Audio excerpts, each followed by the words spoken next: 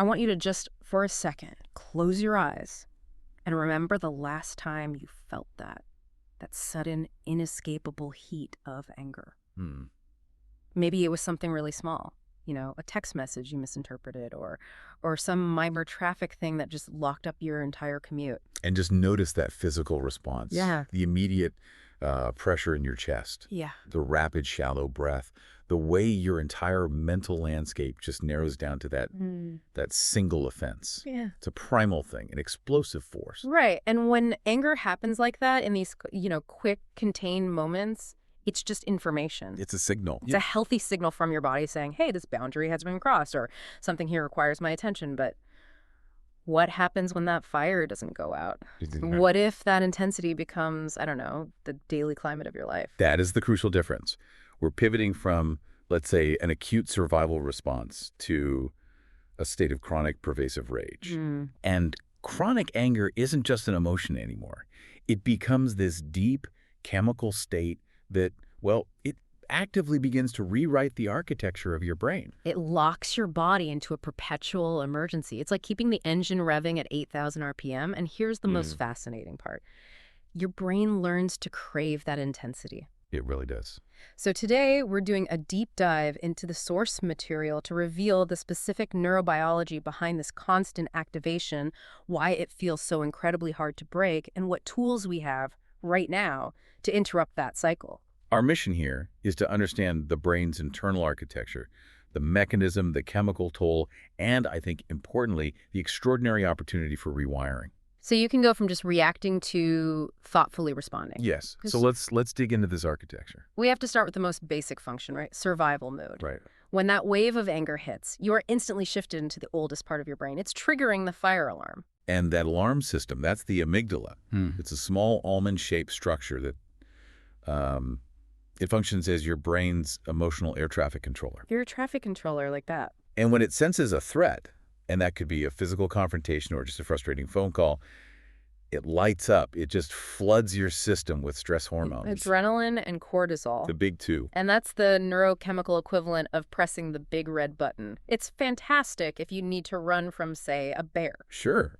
From a real physical threat. It gives you the speed, the focus, the strength you need for survival. The problem is your modern brain, it really can't distinguish between a bear and, say, a slow barista or a system crash on your laptop. So with chronic anger, the amygdala is just constantly firing. It's constantly firing, keeping those stress hormones elevated over these small daily irritations. Okay, so what happens when that alarm system just stays on high alert all the time? Well, it starts to weaken the connections in the area that's supposed to be in charge. The prefrontal cortex. The prefrontal cortex. Think of it as the brain's high-level control tower. It's responsible for impulse control, complex decision-making, logic. All the adult stuff. All the adult stuff. It is your ultimate emotional regulator. So if the amygdala is just screaming 24/7, it's like constant noise interference in that control tower. That's a great way to put it. The PFC struggles to hear the signals, making it incredibly difficult to calm down or think logically or regulate those impulsive, angry reactions. The ability to just pause and reflect. It's literally being eroded at a biological level. Wow. And this creates a kind of biological trap. The sources point to a fascinating feedback loop here. Elevated stress and specifically elevated testosterone levels, which often accompany these aggressive states. Right. They can chemically dampen the function of the PFC even further. Wait, so the feeling of anger itself makes it harder to regulate the anger? That's it. You don't have enough control to stop the emotion because the emotion is impairing the very part of the brain that enables control. It's the definition of a self-perpetuating cycle. It is. And if that biological impairment wasn't enough, we then discover this hidden toll that extends into your daily capacity for learning and memory. Okay. This sustained flood of cortisol, the main stress hormone we mentioned, is, well, it's toxic to the brain region responsible for forming and retaining memories. The hippocampus. The hippocampus. Cortisol starts to physically damage it. This means chronic anger doesn't just make you irritable, it can literally impair your ability to absorb new information. To focus on tasks, to recall details. All of it. It's hard to solve problems when your brain is actively sabotaging its own memory function. And that just leads to more frustration. It's a vicious cycle. Frustration over poor focus or a memory lapse. That generates more frustration, which fuels the anger, which then releases more cortisol. Which further damages the hippocampus. It's like pouring fuel on a cognitive fire. Exactly. Okay, let's pivot to what I think is the most counterintuitive finding in all of this. The addiction to anger. If it's so destructive and so painful, why do we sometimes feel, I don't know, compelled to seek it out? What's fascinating here is the role of dopamine. Every time you engage in an intense emotional reaction, and that includes anger, your system releases this powerful neurotransmitter. Dopamine, the pleasure chemical. Pleasure and addiction, yeah. So when you have that outburst or when you feel that surge of vindication after a fight, the dopamine makes the intensity of that moment feel oddly satisfying. Satisfying. Not happy, but satisfying. That's a key distinction.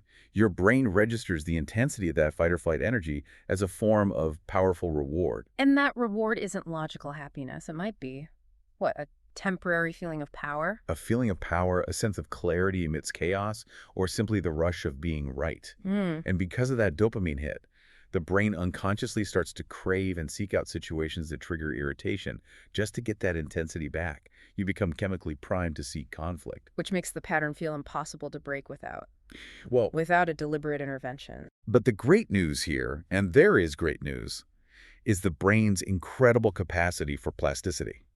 You are not structurally fixed in this feedback loop. You can rewire it. You absolutely can. The entire goal of immediate intervention is to insert a micro-intervention that shifts your nervous system out of emergency mode and back toward that control tower. The short-term reset hacks. The reset hacks. Number 1 is, it's deceptively simple, but it is so potent. Pause and breathe deeply. And we're talking about controlled diaphragmatic breathing here. This directly slows your heart rate.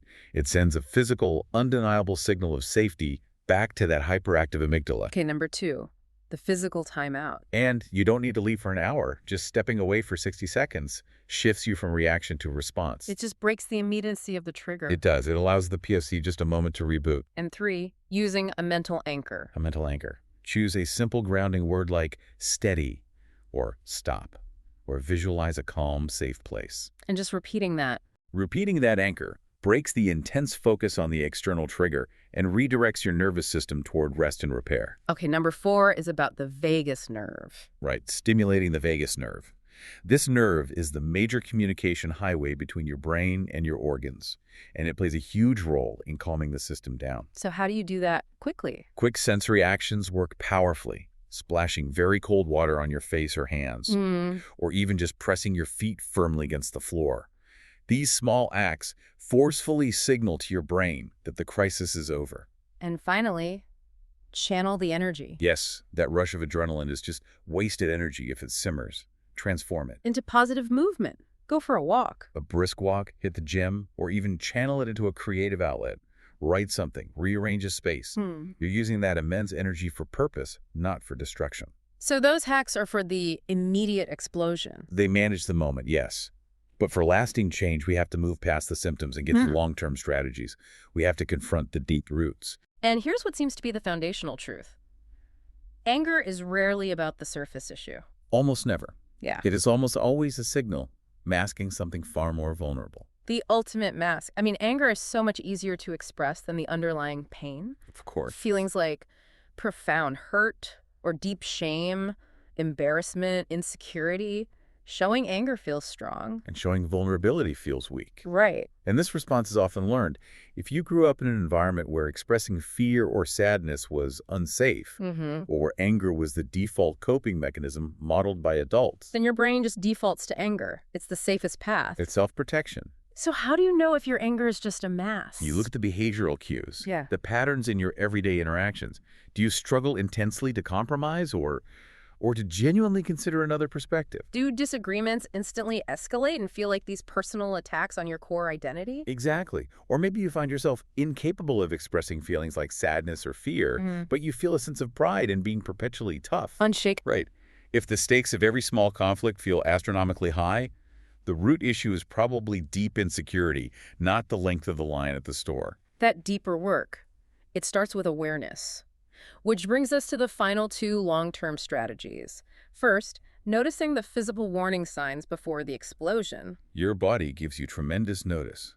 You have to listen to that internal messenger. Pay attention to the subtle cues. The knot in your stomach, clenching your jaw or your fists. Feeling flushed, or noticing your breathing becoming fast and shallow. These are the physical signs that the amygdala is beginning its charge.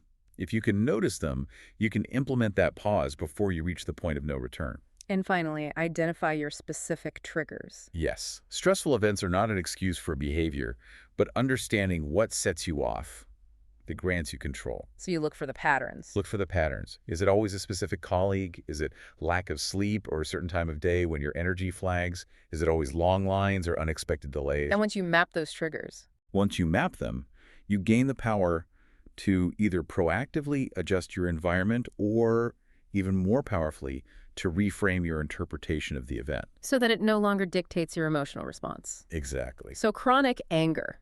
It doesn't have to be your defining characteristic. Not at all. The biological evidence shows that your brain has this incredible capacity for adaptation and recovery. The first step is always awareness.